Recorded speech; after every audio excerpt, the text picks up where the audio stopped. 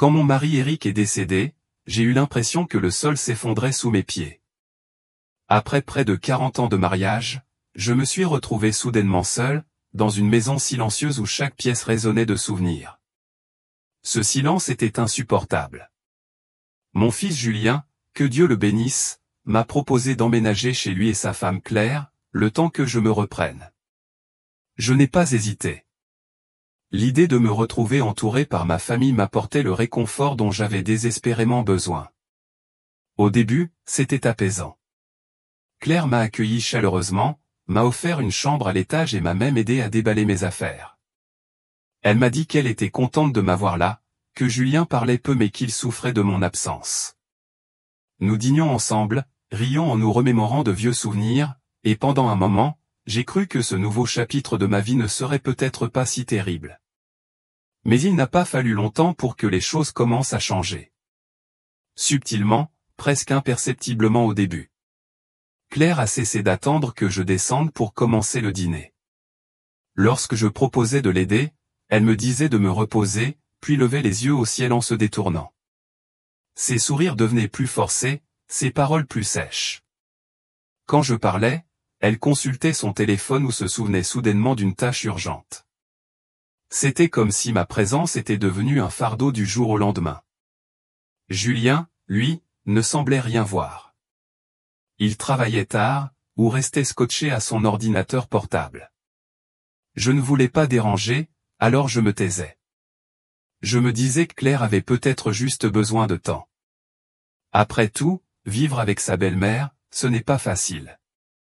J'essayais d'être utile, je pliais le linge, nettoyais la cuisine, j'ai même réorganisé le garde-manger un après-midi. Je pensais qu'elle serait contente. Mais ce soir-là, elle m'a dit de ne plus jamais toucher à ses affaires. Son ton n'était pas agressif, mais froid. Distant. Elle n'avait pas besoin de crier. Ses mots blessaient autrement. Silencieusement. Précisément. À partir de là, la distance entre nous n'a fait que croître. J'ai commencé à prendre mes repas après eux. Je restais de plus en plus dans ma chambre.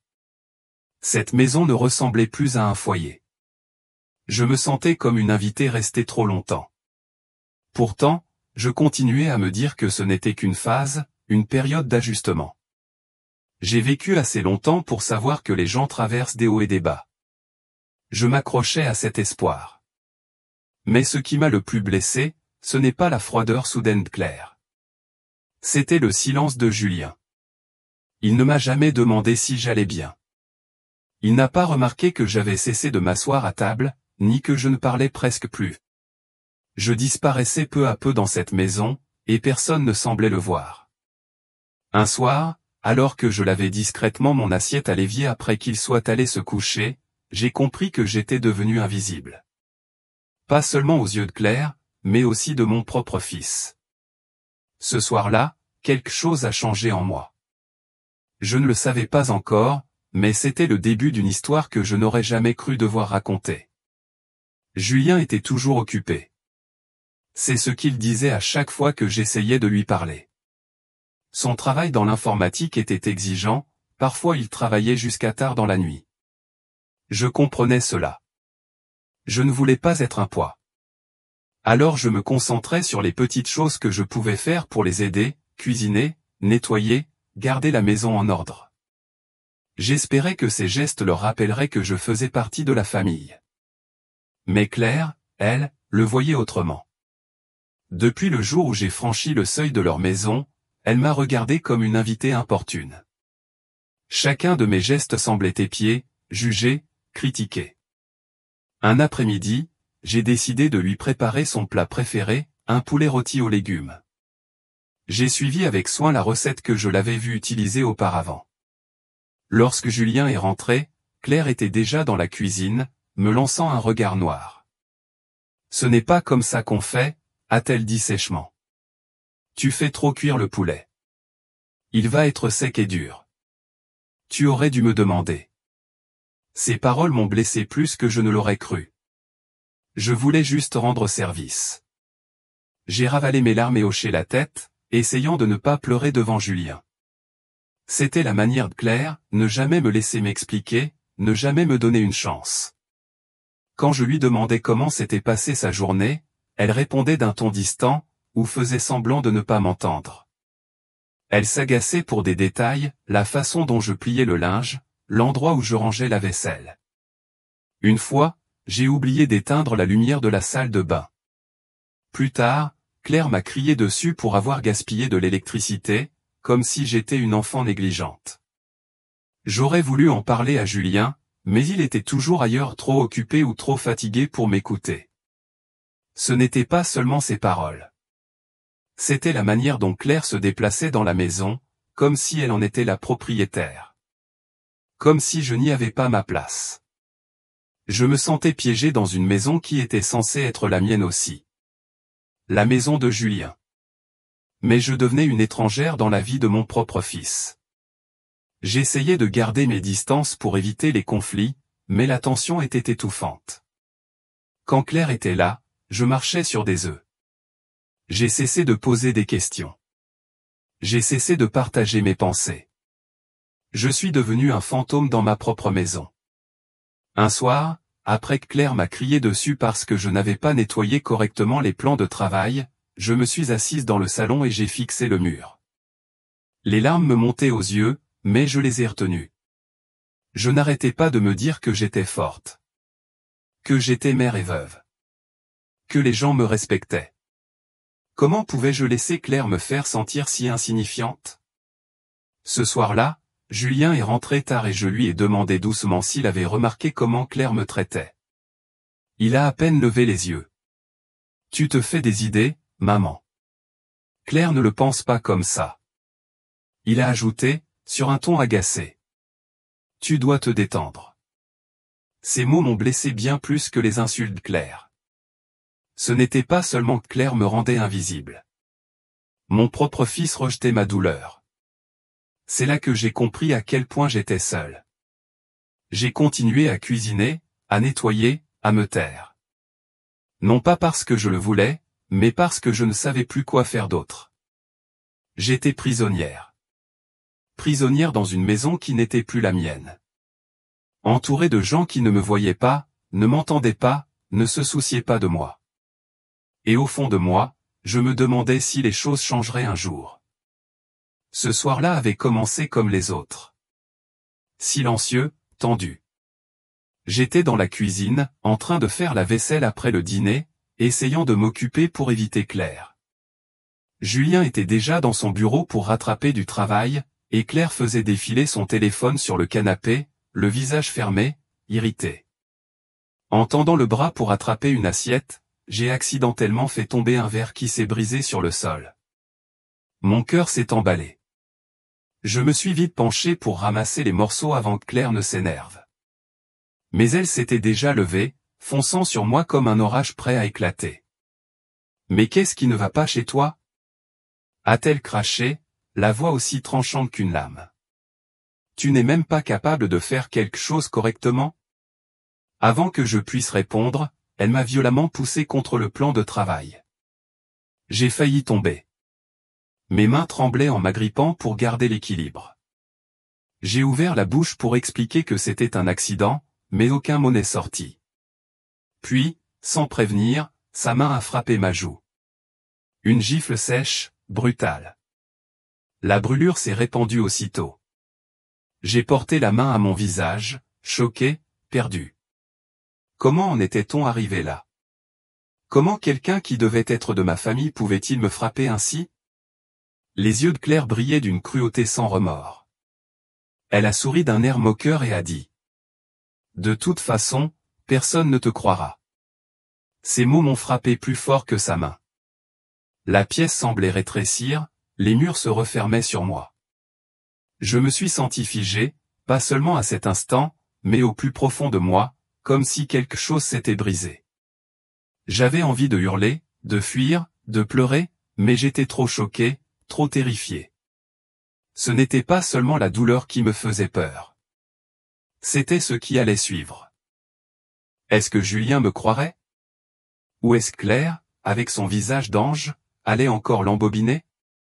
Je me souviens m'être effondré au sol, les larmes coulant silencieusement sur mes joues. J'ai touché à nouveau ma joue, sentant la chaleur d'un bleu naissant. Ma fierté était plus meurtrie encore que ma peau. Claire a quitté la pièce, fermant la porte derrière elle, me laissant seul avec ma douleur et le silence.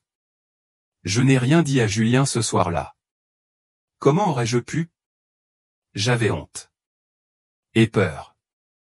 Et s'il pensait que j'exagérais? Et s'il me tenait responsable d'avoir mis Claire en colère? Les mots de Claire tournaient en boucle dans ma tête. Personne ne te croira. Le poids de ces mots m'a écrasé. Ce n'était pas une menace. C'était une promesse cruelle de l'isolement que j'allais désormais vivre. J'ai passé des heures assise au sol, les mains tremblantes, le cœur battant à tout rompre. Je me sentais plus seul que jamais. Mais au fond de moi, quelque chose a bougé. Une étincelle. Une petite voix qui chuchotait. Ça ne peut plus durer. Je ne savais pas encore quoi faire. Je ne savais pas comment me relever, ni vers qui me tourner. Mais dans ce moment silencieux et douloureux, j'ai compris une chose, je ne pouvais plus continuer à vivre ainsi. Cette nuit-là, meurtrie, brisée, j'ai fait une promesse silencieuse à moi-même. Je devais trouver un moyen de survivre. Un moyen de me faire entendre, même si personne ne me croyait. Après cette nuit-là, j'ai compris que je ne pouvais plus garder cette douleur enfouie. Il fallait que je dise la vérité à Julien, mon propre fils. Il devait voir ce qui se passait, pour me protéger. Alors, un après-midi où Julien était à la maison, je l'ai fait asseoir dans le salon. Mes mains tremblaient pendant que je parlais, ma voix n'était qu'un murmure. Je lui ai parlé de la colère de Claire, de sa froideur, et enfin, de la gifle. Je lui ai montré les bleus qui apparaissaient sur mon visage, la peur qui avait pris racine en moi. Le visage de Julien s'est durci, mais au lieu de la colère ou de l'inquiétude, j'ai vu de la lassitude. Comme si j'étais un fardeau dont il ne voulait pas. Tu es probablement juste un peu confuse, maman, dit-il doucement en secouant la tête. Tu es fatiguée, stressée. Tu as vécu beaucoup de choses dernièrement. J'ai cligné des yeux, abasourdi. Confuse. Fatiguée. Comme si j'inventais tout ça. J'ai voulu crier, lui hurler de me croire, mais les mots sont restés coincés dans ma gorge. Avant que je ne puisse dire quoi que ce soit de plus, Claire est entrée dans la pièce, arborant ce même sourire sucré qu'elle affichait toujours devant Julien. Elle l'a salué chaleureusement, puis m'a regardé avec une expression innocente, comme si c'était moi le problème. Julien s'est tourné vers Claire et lui a souri. Tu vois, tu t'inquiètes pour rien. Claire m'a lancé un regard appuyé, et j'ai senti la pièce se refermer sur moi. À cet instant, j'ai compris une chose terrible, Claire était une experte dans l'art de faire semblant. Pour Julien, elle était la femme parfaite. Attentionnée, douce, patiente. Mais une fois la porte fermée, elle devenait une autre personne. Celle qui me faisait du mal était une étrangère que personne d'autre ne connaissait. Après cette conversation, j'ai commencé à douter de moi. Est-ce que j'inventais tout ça? Mon esprit me jouait-il des tours à cause de la solitude ou du deuil? J'ai commencé à remettre en question ma mémoire, ma réalité. Chaque fois que Claire haussait le ton ou me lançait un regard glacial, je me disais, peut-être que j'exagère. Peut-être qu'elle est simplement stressée. Peut-être que tout est dans ma tête. Mais les bleus sur mes bras et la douleur dans mon cœur racontaient une autre histoire. Le silence et la froideur qui emplissaient la maison murmuraient des vérités que je ne pouvais plus ignorer. Je me suis senti plus seul que jamais. Personne ne me croyait. Ni mon fils, ni ma belle-fille. J'ai commencé à me renfermer, trop effrayé pour exprimer ce que je ressentais ou demander de l'aide. Je cachais les bleus sous des manches longues et des foulards. Je souriais quand on me regardait, faisant semblant que tout allait bien. Mais à l'intérieur, la solitude m'écrasait. J'ai compris que parfois, les combats les plus durs sont ceux qu'on mène en silence, dans l'ombre, loin des regards. Et parfois, ceux qui devraient nous aimer le plus sont ceux qui nous blessent le plus profondément. Je ne savais pas combien de temps encore je tiendrais. Mais une chose était claire, il fallait que je sorte de cette obscurité. Pour moi. Pour la dignité qu'il me restait encore. Le soir où Claire m'a poussé si violemment que j'ai failli tomber, j'ai senti quelque chose se briser en moi mais aussi quelque chose s'allumer. Ma jambe me faisait mal, et en la touchant, j'ai senti qu'elle enflait déjà. Je suis rentré discrètement dans ma chambre, veillant à ce que personne ne m'entende. Ce geste n'était pas un simple accident, ni un élan de frustration. C'était un avertissement. Et au fond de moi, je savais que si je ne faisais rien, cela empirerait. Mais chaque fois que j'essayais d'en parler, de dire la vérité à Julien ou de demander de l'aide, je ne recevais en retour que des doutes ou le silence. Les bleus sur ma peau étaient invisibles aux yeux des autres. Et Claire jouait si bien son rôle de femme parfaite quand Julien était là. J'ai compris que si je voulais que quelqu'un me croie, il me fallait une preuve. Une preuve réelle, irréfutable. Ce soir-là, une fois tout le monde couché, j'ai cherché sur Internet une caméra cachée discrète. Je n'en ai parlé à personne. Ni à Julien, ni à Claire, ni à quiconque. J'avais trop peur qu'on m'arrête ou qu'on me la prenne. J'ai commandé la plus petite que j'ai trouvée, un minuscule appareil que je pouvais dissimuler n'importe où. Quand elle est arrivée quelques jours plus tard, mes mains tremblaient en la déballant. Je n'étais pas doué avec la technologie, mais j'ai réussi à la faire fonctionner et à la placer près de l'horloge du salon, là où Claire passait tout le temps. Je l'ai cachée avec soin, derrière une petite figurine sur l'étagère. Depuis ma chambre, je pouvais regarder le flux en direct sur mon téléphone sans que Claire ne se doute de rien. Pendant plusieurs jours, j'ai attendu, le cœur battant, espérant surprendre ne serait-ce qu'un instant de son vrai visage, celui qui me faisait du mal quand personne ne regardait. Au début, la caméra ne montrait rien d'autre que du silence. Claire faisant le ménage, Julien travaillant à son bureau, moi accomplissant discrètement mes tâches. Puis le moment est arrivé. Un soir, Claire et moi étions seuls dans le salon. J'ai accidentellement renversé un vase, et avant que je ne puisse réagir, elle a explosé. Elle m'a crié dessus, sa voix dure, sans pitié. Puis elle m'a poussé violemment contre le mur. J'ai entendu le craquement sec quand ma jambe heurta le coin de la table, et je tombai au sol, me tenant la cuisse de douleur. Claire se tenait au-dessus de moi, le visage déformé par la colère. Je levai les yeux, tremblante, et je vis son rictus. Personne ne te croira, siffla-t-elle. Ce moment fut capté par la petite caméra, claire, indiscutable. Pour la première fois, j'avais la preuve dont j'avais besoin. Et pourtant, j'étais terrifié. Et si Julien ne me croyait toujours pas?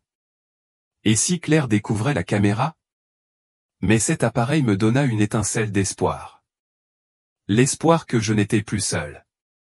Que quelqu'un, peut-être même mon fils, verrait enfin la vérité. Je gardai la caméra cachée, accumulant les enregistrements, les instants où le masque de Claire glissait et révélait son vrai visage. Chaque extrait était un morceau de mon histoire, un témoin silencieux de la douleur que je subissais. Et peu à peu, je me sentis un peu plus forte, un peu plus courageuse, car pour la première fois, je n'étais plus invisible. Ce soir-là, la cruauté de Claire fut plus aiguë que jamais. Je faisais discrètement les corvées, m'efforçant de ne pas attirer l'attention. Et pourtant, je devins à nouveau la cible de sa colère. Elle fit irruption dans la cuisine, le visage tordu par la frustration. « Tu ne sers à rien », cracha-t-elle d'une voix glaciale et tranchante. « Je ne comprends pas pourquoi Julien te laisse encore vivre ici. » Je restai figé, sentant le poids de ses paroles s'écraser sur ma poitrine. Mais je ne dis rien. J'avais appris depuis longtemps que répondre ne faisait qu'empirer les choses. Puis, sans prévenir, elle me gifla à nouveau, plus fort cette fois.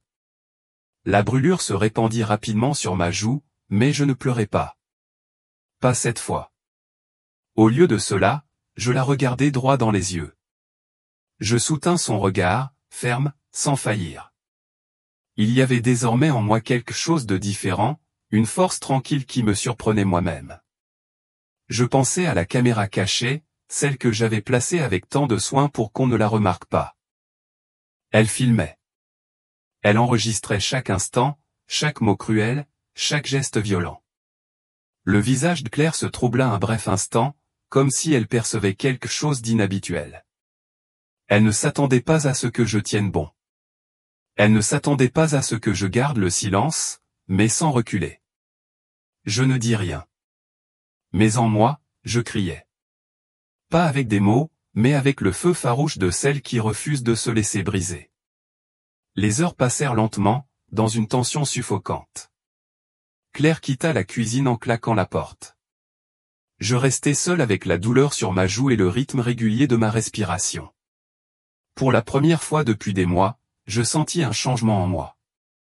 Une promesse silencieuse que ceci ne serait pas la fin de mon histoire. Je ne savais pas ce que l'avenir me réservait, mais une chose était sûre, je ne serais plus une victime. La caméra m'avait donné une arme plus puissante que les mots ou les larmes. Elle m'avait donné la vérité. Et avec la vérité, venait l'espoir.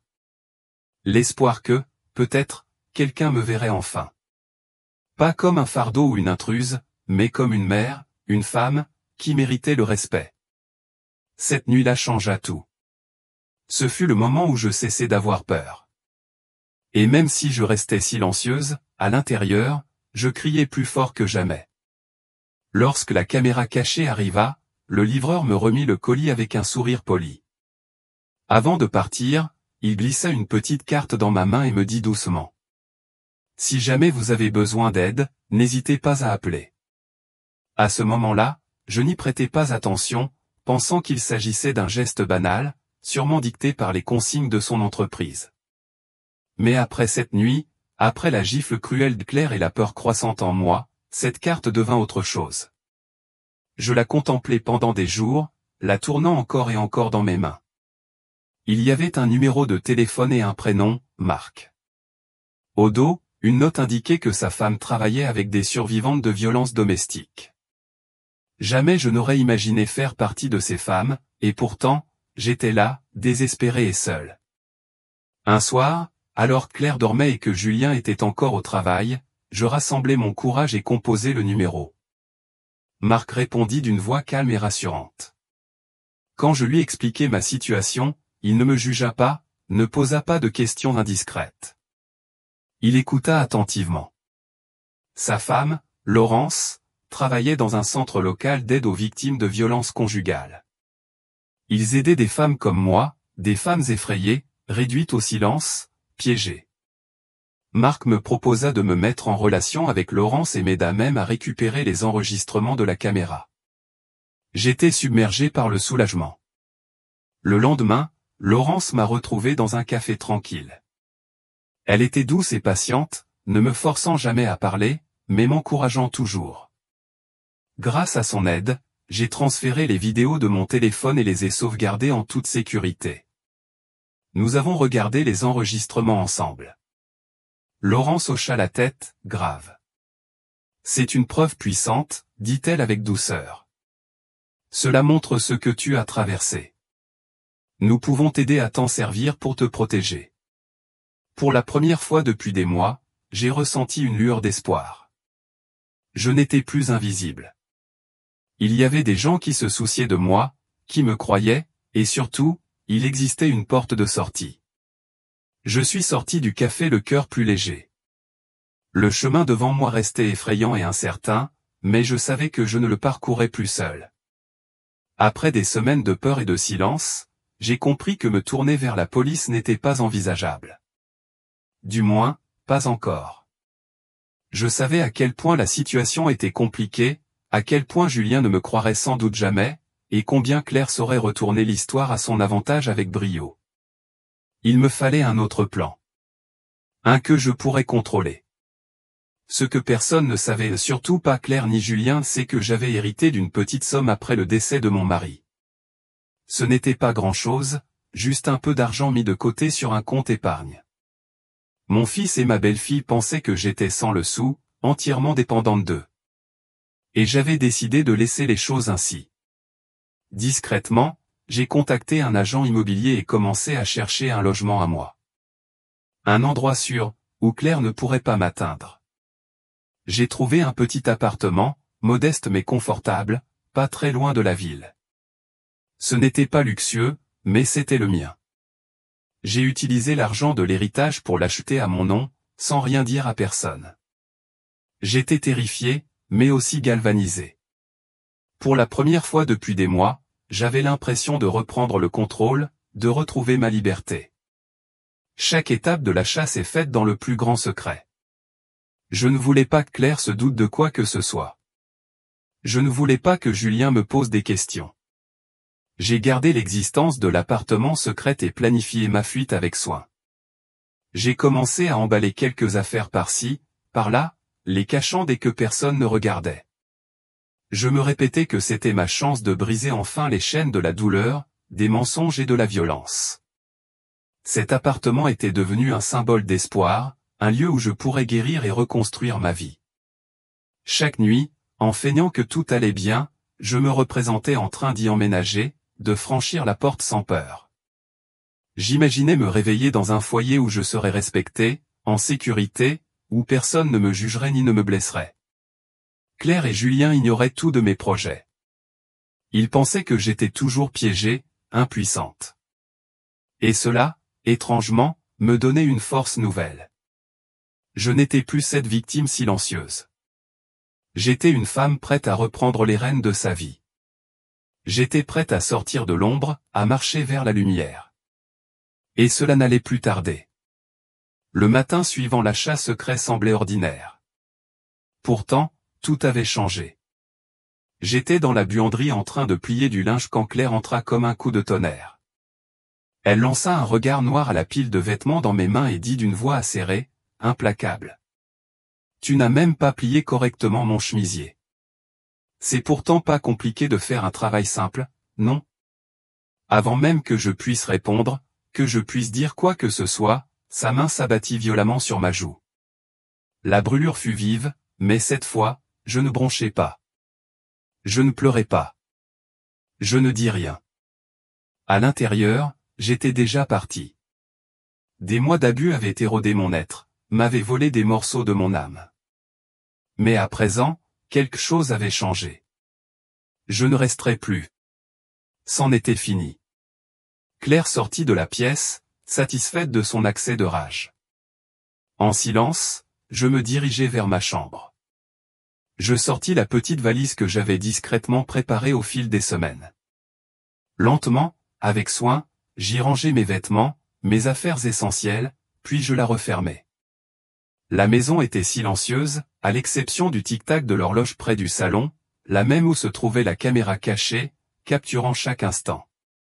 Je savais que Julien et Claire seraient partis pour le week-end, un voyage dont ils ne m'avaient jamais parlé, comme si je ne faisais pas partie de la famille. Ce week-end-là, c'était ma chance, mon échappatoire.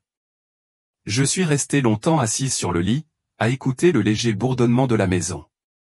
La peur était toujours là, profonde et pesante, mais elle se mêlait à quelque chose de nouveau, l'espoir. Pour la première fois depuis longtemps, je ressentais la possibilité de la liberté, la possibilité de la paix. J'ignorais ce que l'avenir me réservait, mais j'étais prête à l'affronter. Lorsqu'ils sont partis cet après-midi-là, j'ai attendu encore un peu, le cœur battant. Puis, avec ma valise à la main et les enregistrements de la caméra cachés bien en sécurité dans mon téléphone, j'ai franchi la porte. L'air extérieur était frais et vif, un contraste saisissant avec la lourdeur que je laissais derrière moi. J'étais enfin libre. À l'instant même où j'ai quitté cette maison, une vague d'émotions m'a submergé, la peur, le soulagement, la tristesse. Et quelque chose que je n'avais pas ressenti depuis bien longtemps, l'espoir. Je savais que je ne pouvais pas partir sans laisser de message. Julien devait savoir pourquoi j'étais parti. Il devait comprendre la douleur qu'il avait ignorée, les abus qu'il avait refusé de voir. Avant de partir, j'ai soigneusement scellé une enveloppe et l'ai posée sur la table de la cuisine, là où Julien la verrait dès son retour. À l'intérieur, j'ai mis 3 choses. Les vidéos de la caméra cachée, une preuve irréfutable de la cruauté de Claire, une copie de l'acte de propriété de mon appartement, preuve de mon achat secret et de ma décision de reprendre le contrôle de ma vie, et un court message, simple mais fort. Il disait: Julien, tu as choisi d'ignorer la vérité. Je ne vivrai plus dans le silence. Ceci est le choix de ma vie. J'espère qu'un jour tu comprendras. Je voulais qu'il voie tout ce que j'avais enduré. La souffrance muette derrière mon silence. Mais plus encore, je voulais qu'il sache que j'en avais fini d'être invisible. En m'éloignant de cette maison, valise en main, j'ai senti le poids de toutes ces années se lever de mes épaules. Le chemin à venir ne serait pas facile. Je le savais. Mais pour la première fois, c'était moi qui en traçais la route. Je pensais à Julien et à la façon dont il réagirait en voyant les images. J'espérais qu'elles ouvriraient ses yeux, qu'elles perceraient le déni, qu'il me verrait enfin. Pas seulement comme une mère, mais comme une femme qui méritait le respect et l'amour. Peut-être que le masque clair tomberait enfin, et que Julien comprendrait qui elle était vraiment. Peut-être que la justice viendrait, pas seulement pour moi, mais pour toutes celles et ceux emprisonnés dans le silence. Je ne savais pas ce que l'avenir me réservait, mais je me sentais prête, car j'avais retrouvé ma voix, et je ne la laisserai plus jamais s'éteindre. Le premier jour où je suis entré dans mon nouvel appartement, une vague de sérénité m'a envahi. Le silence était différent ici. Non pas lourd et tendu comme chez mon fils, mais paisible et rassurant. J'ai posé ma valise et j'ai observé ce petit espace. Ce n'était pas grand-chose, mais c'était à moi.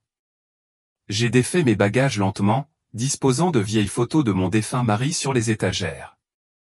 Voir son visage m'a arraché un sourire mêlé de tristesse. Il me manquait terriblement, mais dans ce calme, je me sentais plus proche de lui que je ne l'avais été depuis des années. J'ai acheté des fleurs fraîches au marché local et les ai arrangées sur la table de la cuisine. Leur couleur illuminait la pièce, lui donnant vie et chaleur. Pour la première fois depuis longtemps, je pouvais respirer librement. Plus de peur à chaque recoin. Plus de mots blessants. Plus de portes claquées ni de silence glacé. Juste la paix. Mais je savais aussi que je devais reconstruire ma vie au-delà de ces 4 murs. Alors, j'ai rejoint un groupe local de seniors. Un lieu où d'autres, comme moi, se retrouvaient. Des femmes et des hommes ayant affronté leurs propres épreuves, trouvant la force et partageant leurs histoires. J'étais nerveuse au début. L'idée de recommencer, de rencontrer de nouvelles personnes, de dévoiler une partie de mon histoire. Cela me paraissait intimidant, mais la chaleur du groupe m'a agréablement surprise. Ils m'ont accueilli à bras ouverts, m'offrant leur amitié et leur compréhension sans jugement. Peu à peu, j'ai commencé à m'ouvrir. J'ai partagé mon histoire par fragments. En écoutant les autres, j'ai compris que je n'étais pas seul dans ma douleur, ni dans mon espoir. Chaque sourire, chaque mot bienveillant guérissait une partie de moi dont j'ignorais qu'elle était blessée. Mes journées se sont éclaircies. J'ai recommencé à me promener dans le parc voisin. Sentir le soleil sur mon visage, le vent dans mes cheveux, j'ai redécouvert les petits bonheurs simples que j'avais oubliés. Lire des livres, m'occuper de mon petit balcon fleuri, et même m'essayer à la peinture. Ce nouveau chapitre n'avait rien à voir avec la vie que j'avais laissée derrière moi. C'était mieux. C'était la mienne. Et pour la première fois depuis des années, je me sentais vraiment libre. Une semaine après mon installation dans mon nouvel appartement, on a frappé à la porte. Mon cœur a raté un battement en voyant Julien sur le seuil, les yeux rouges et gonflés, son assurance habituelle envolée. Il avait l'air d'un homme brisé, confronté à une vérité qu'il ne pouvait plus ignorer. J'ai regardé la vidéo, dit-il à voix basse, la voix brisée. J'ai hoché la tête, sans savoir quoi répondre. Julien inspira profondément, tentant de retenir ses larmes. Claire, elle a avoué, murmura-t-il. Elle m'a tout raconté, la façon dont elle t'a traité, ce qu'elle t'a fait. Je ne voulais pas y croire, mais les preuves étaient là.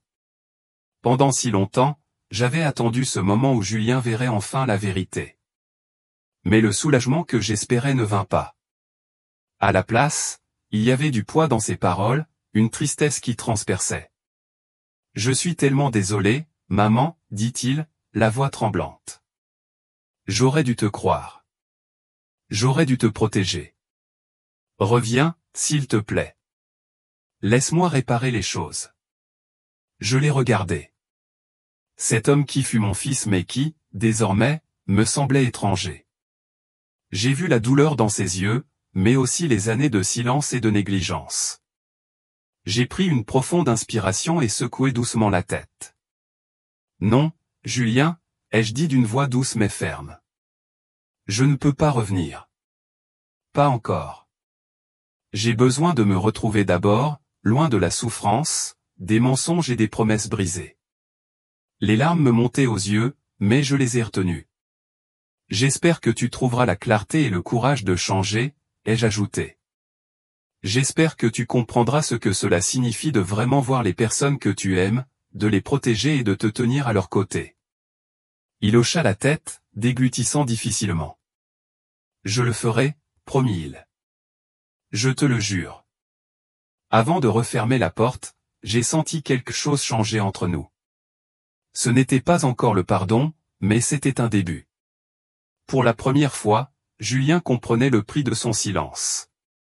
Il comprenait ce que cela signifiait de perdre la femme qui lui avait donné la vie. Non pas à cause de la haine, mais parce qu'elle avait choisi de vivre. Je me suis éloigné de la porte et me suis adossé au mur frais de mon appartement. J'ai pensé au long chemin qui nous attendait, lui comme moi. Il avait beaucoup à apprendre, et moi, j'avais enfin trouvé la force de vivre pour moi. Après que la vidéo soit devenue virale dans un groupe de soutien local, le monde clair s'est effondré. Les gens qui l'admiraient autrefois lui ont tourné le dos. Sa propre famille, choquée et déçue par ses actes, l'a totalement renié. Les appels et les messages ont cessé. Les invitations aux réunions familiales ont disparu. Sa réputation, patiemment construite au fil des ans, s'est brisée du jour au lendemain. Les voisins chuchotaient derrière les portes closes. Des amis l'ont supprimé des réseaux sociaux. Claire s'est retrouvée isolée, exposée par la vérité qu'elle avait si longtemps tenté de dissimuler. Au travail, les conséquences furent tout aussi brutales. Son employeur, voyant la vidéo et la réaction du public, n'eut d'autre choix que de la congédier. Le poste qu'elle brandissait comme preuve de sa réussite lui échappa en un instant. Sans revenu ni soutien, l'orgueil de Claire s'est effondré. Elle a contacté Julien, espérant obtenir son pardon ou son aide. Mais il était distant, perdu, submergé par tout ce qui se passait. Les fractures familiales étaient profondes, et Julien peinait à réconcilier la trahison de sa femme avec la mère qu'il avait négligée. Le karma, l'en est certain, était arrivé. La cruauté et les mensonges de Claire ne pouvaient plus la protéger des conséquences. Le contrôle qu'elle avait tenté d'exercer sur moi s'est retourné contre elle, faisant d'elle l'étrangère, la méchante dans l'histoire qu'elle avait elle-même créée. Alors que j'ai trouvé la paix et un nouveau départ, Claire a dû affronter la dure réalité de ses actes. Sa chute fut un rappel douloureux que la cruauté passe rarement inaperçue et que la justice, même retardée, finit toujours par triompher. Depuis ce jour où il est venu frapper à ma porte, Julien et moi restons en contact bien plus que je ne l'aurais imaginé. Il m'écrit souvent maintenant des messages, des courriels, parfois même des lettres. C'est un processus lent, mais il fait des efforts, et je vois le changement en lui. Il m'a confié qu'il suit une thérapie, qu'il affronte enfin sa culpabilité et son déni. Il m'a dit que la vérité avait bouleversé son monde et l'avait forcé à faire face à ce qu'il évitait depuis des années. C'est douloureux pour lui d'admettre qu'il ne m'a pas cru, mais il le fait. Il veut devenir meilleur, pour lui-même et pour ceux qu'il pourrait blesser à nouveau en tournant le dos à la vérité.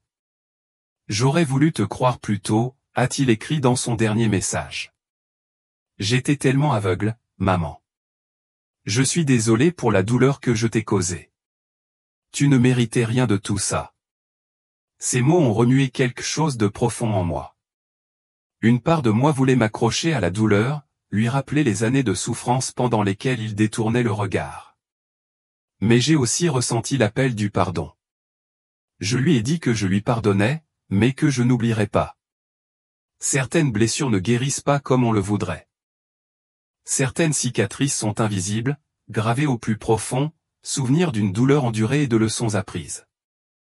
Le remords de Julien est sincère, je le vois dans ses tentatives de rapprochement. Mais la guérison prend du temps, et la confiance est fragile. Je ne peux pas promettre que nous redeviendrons un jour la famille que nous espérions être. Peut-être que c'est trop demandé après tout ce qui s'est passé. Pourtant, j'espère toujours que notre relation pourra renaître autrement sur des bases d'honnêteté, de respect et de compréhension. J'ai appris à protéger ma paix intérieure, à me valoriser au-delà du rôle que j'ai joué dans leur vie. Mon parcours m'a appris la résilience, même lorsque ceux qu'on aime nous trahissent, on peut trouver la force d'avancer. Je ne suis plus la victime silencieuse cachée dans l'ombre. Je suis une femme qui s'est levée, qui s'est battue, et qui a choisi son propre bonheur. Et ce choix m'appartient pour toujours. En regardant en arrière, je réalise combien de temps j'ai vécu dans le silence. Combien j'ai cru que cacher ma douleur me rendait forte. Mais le silence n'est pas une force. C'est une prison. Pendant des années, j'ai cru que personne ne voyait ce que je traversais. Je pensais que les bleus, les paroles blessantes, les silences glacés étaient invisibles au monde. Mais ils ne l'étaient pas pour moi. Je portais chaque marque, chaque insulte, chaque instant de peur, profondément enfoui en moi. C'était lourd, bien trop lourd pour une seule personne. Aujourd'hui, je parle ouvertement dans des centres d'accueil et des groupes de soutien. Je dis aux autres femmes ce que j'aurais aimé qu'on me dise. Le silence n'est pas une faiblesse. C'est une manière de survivre. Je partage mon histoire, non pas pour raviver la douleur, mais pour l'éclairer. Pour dire à celles qui sont encore dans l'obscurité qu'elles ne sont pas seules, qu'il y a de l'espoir, que la liberté est possible. Quand je me tiens devant ces femmes, je vois leurs regards certains remplis de peur, d'autres de fatigue, beaucoup empreints d'une force tranquille. Je reconnais ce regard. Je leur raconte comment j'ai trouvé la mienne. Petit à petit, comment j'ai repris ma vie en main. Pas en attendant qu'on vienne me sauver, mais en décidant de me sauver moi-même. Je croyais que personne ne me croirait, mais quand j'ai trouvé ma voie, d'autres m'ont entendu. Quand je me suis levé, j'ai vu d'autres se lever à mes côtés. Et surtout, je me suis vu non comme une victime, mais comme une survivante, comme une femme qui a refusé de se laisser briser. Mon parcours n'a pas été facile. Il y a eu des moments où j'ai voulu abandonner, replonger dans le silence. Mais je ne l'ai pas fait. Parce que j'ai compris que la liberté ne consiste pas seulement à quitter un lieu. C'est reprendre possession de son esprit. C'est s'éloigner de la peur pour marcher vers la paix. Alors oui, je suis libre. Libre de la douleur qui me retenait captive. Libre de vivre selon mes propres termes. Libre d'être entendu. Libre d'être moi. Et si mon histoire peut aider ne serait-ce qu'une seule femme à sortir de l'obscurité, alors tout ce que j'ai enduré en aura valu la peine.